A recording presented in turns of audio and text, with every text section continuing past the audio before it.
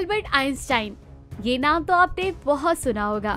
ये एक भौतिक वैज्ञानिक हैं जिन्होंने सापेक्षता के सामान्य सिद्धांत को विकसित किया था। उन्हें 20वीं सदी के सबसे प्रभावशाली वैज्ञानिकों में से एक माना जाता है। तो आपको पता चल ही गया होगा कि आज हम जिसके बारे में बात करने वाले हैं वो कोई छोटी मोटी हस्ती नहीं थी। आज हम इस वीडियो में एल्बर्ट आइंस्टाइन की जीवन से जुड़ी बहुत सारी बातों के बारे में जानेंगे। तो चलिए वीडियो को शुरू करते हैं। आज का वीडियो है बायोग्राफी ऑफ एल्बर्ट आइंस्टाइन। और अगर आपको जीवनी टॉपिक अच्छा लगता है तो आप हमारे चैनल पर जीवनी आधारित अलग अलग वीडियो भी देख सकते हैं। एक ऐसे शख्स जिन्हें देखकर कभी नहीं लगता था कि यही वे महान वैज्ञानिक है जिसने विश्व को क्रांतिकारी सिद्धांत दिए हैं, जिसे पूरा विश्व सम्मान देता है। नोबेल पुरस्कार भी उसके कामों के सम्मुख बोना पड़ता है। ये महान व्यक्ति और कोई नहीं, विश्व प्रसिद्ध वैज्ञानिक एल्बर्ट आइंस्टाइन थे। एल्बर्ट आइंस्टाइन 14 मार्च 1879 में जर्मनी के एक साधारण परिवार में जन्मे थे। जितने महान वैज्ञानिक थे उनका पहनावा उतना ही साधारण था। काम असाधारण, सिर पर बड़े बड़े बाल, बदन पर घिसी हुई चमड़े की जैकेट, बिना सस्पेंडर की पतलून, पांवों में बिना मोजों के जूते, खोलते समय न उन्हें ढीला करना पड़े न पहनते समय उसे कसना पड़े। पिता बिजली के सामान का छोटा सा कारखाना चलाते थे, माँ घर का कामकाज करती थी। एल्बर्ट आइंस्टाइन के लालन पालन की जिम्मेदारी इनके चाचा ने निभाई थी। चाचा ने अपने इस जिज्ञासु और ज़हीन भतीजे में छिपी प्रतिभा को ताड़ लिया था और बचपन में ही उनकी प्रतिभा को विज्ञान की ओर मोड़ा था। चाचा उन्हें जो उपहार देते थे उनमें अनेक वैज्ञानिक यंत्र होते थे। उपहार में चाचा से प्राप्त कुतुबनुमा ने उनके विज्ञान के प्रति रुचि को जगा दिया था।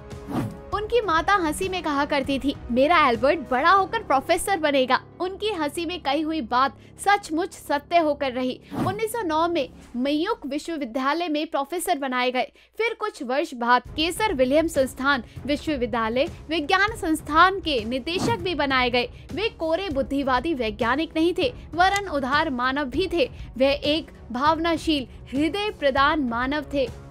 जब जर्मनी में हिंसा और उत्पीड़न का तांडव खड़ा किया गया तो आइंस्टाइन ने इस कृत्य की घोर निंदा की। उन्हें इसी कारण जर्मनी छोड़ देना पड़ा। स्वयं को वे साधारण सा व्यक्ति मानते थे। अपने समकालीन महापुरुषों में उनका गांधी जी के प्रति काफी लगाव और भक्ति श्रद्धा थी। गांधी जी की मृत्यु पर उन्होंने कहा था, आने वाली पीढ़ियां इस बात पर विश्वास नहीं करेंगी कि इस प्रकार का व्यक्ति हांड मांस के पुतले के रूप में पृथ्वी पर विचरण करता है। वे अपने को गांधी जी से बहुत छोटा मानते थे। उन्होंने तत्कालीन भारतीय राजदूत गगन भाई मेहता से कहा था, मेरी तुलना उस महान व्यक्ति से ना करो जिन्होंने मानव जाति के लिए बहुत कुछ किया है। मैं तो उनके सामने कुछ भी नहीं हूँ। वे स्वयं को साधारण सा व्यक्ति प्रदर्शित करना चाहते थे, किंतु उन्हें सर्वत्र सम्मान व प्रसिद्धि ही मिलती थी। जनवरी 1903 में वैज्ञानिक एल्बर्ट आइंस्टाइन ने मिलेवा मैरिक से शादी की। दुर्भाग्य से आइंस्टाइन और मैरिक की शादी नहीं टिक पाई और वे 1919 में अलग हो गए। मुख्य रूप से भौतिक वैज्ञानिक की अपने चचेरे भाई एल्सा में रुचि के परिणाम स्वरूप 5 साल तक एल्सा लोवेंथल को डेट करने के बाद आइंस्टाइन ने 1919 में उनसे शादी की। एल्सा गुर्दे की समस्याओं से पीड़ित थी और 1936 में उनकी मृत्यु हो गई। जब एल्बर्ट आइंस्टाइन नोबेल पुरस्कार प्राप्त करने स्टॉकहोम गए तो उन्होंने अपना वही पुराना चमड़े का घिसा जैकेट पहना था। ये जैकेट उनके एक मित्र ने उन्हें वर्षों पहले दिया था। उनकी इस साधारणता में भी एक ऐसी असाधारणता थी कि उन्हें सभी गणमान्य व्यक्तियों ने अपने पास बिठाया व सम्मान दिया।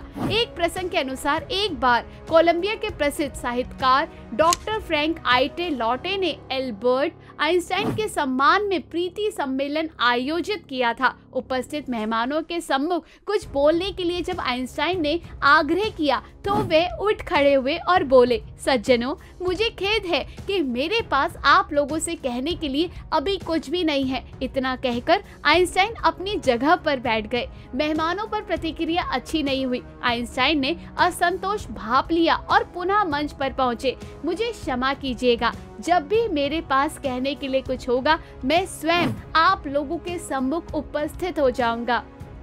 6 वर्ष बाद डॉक्टर आटे लौटे को आइंस्टाइन का तार मिला। बंधु, अब मेरे पास कहने जैसा कुछ है। शीघ्र ही प्रीति सम्मेलन का आयोजन हुआ। इस बार आइंस्टाइन ने अपने क्वांटम सिद्धांत की व्याख्या की, जो किसी भी मेहमान के पल्ले नहीं पड़ी। एक अन्य प्रसंग के अनुसार प्रसिद्ध वैज्ञानिक एल्बर्ट आइंस्टाइन जिस पॉलिटेक्निक में पढ़ते थे, वहाँ गणित के शिक्षक थे हॉर्मन मिन्यूस्की। वे आइंस्टाइन को ऐसा आलसी व्यक्ति मानते थे जो कक्षा में शायद ही कभी उपस्थित रहा करता था। कारण ये था कि आइंस्टाइन अलग ही किस्म के छात्र थे और किसी शिक्षक ने उन्हें समझा ही नहीं। आइंस्टाइन के अन्य शिक्षकों की राय भी उनके बारे में बहुत अच्छी नहीं थी। पॉलिटेक्निक में उनके भौतिकी के अध्यापक हेनरिक वेबर ने उनसे कहा था, तुम बहुत चतुर लड़के हो, पर तुम में एक कमी है, तुम किसी की बात नहीं सुनते हो। ऐसा भी कहा जाता है कि आइंस्टाइन को एक टीचर ने स्कूल छोड़ने तक की सलाह दे दी थी, क्योंकि उनका मानना था कि आइंस्टाइन बुराइयों से स्कूल के दूसरे छात्र को प्रभावित करते हैं और उनकी आदतें बिगड़ती है। लेकिन इन तमाम कमियों, तीखी टिप्पणियों के बावजूद आइंस्टाइन निराश नहीं हुए। जीवन के प्रति उनमें आशा बनी रही, क्योंकि उन्होंने अपना आत्मविश्वास नहीं खोया था।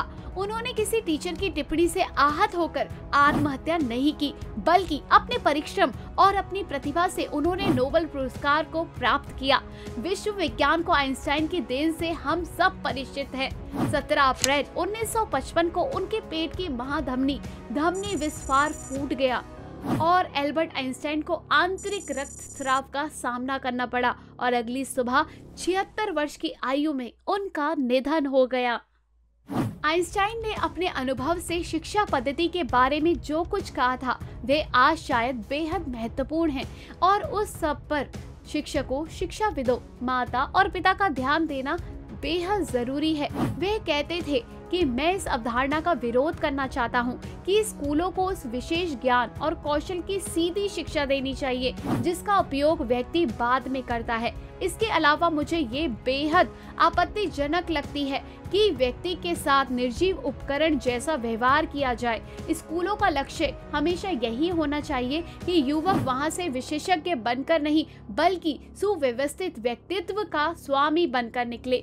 तो दोस्तों, इसी के साथ एल्बर्ट आइंस्टाइन के बारे में सारी जानकारी हमने आप तक पहुंचाने की पूरी कोशिश की है। ये जानकारी आपको कैसी लगी, या फिर एल्बर्ट आइंस्टाइन से जुड़ी और कोई बात है जो आप हमसे साझा करना चाहते हैं, शेयर करना चाहते हैं, तो प्लीज कमेंट जरूर कीजिए। अगर आपको ये वीडियो पसंद आया तो लाइक कीजिए, ज्यादा से ज्यादा लोगों को शेयर कीजिए ताकि बाकी लोगों तक भी ये जानकारी पहुंच सके। चैनल को सब्सक्राइब करना बिल्कुल ना भूलें और हमारे वीडियो को सबसे पहले देखने के लिए बेल आइकन को जरूर प्रेस करें। धन्यवाद। वंदे मातरम।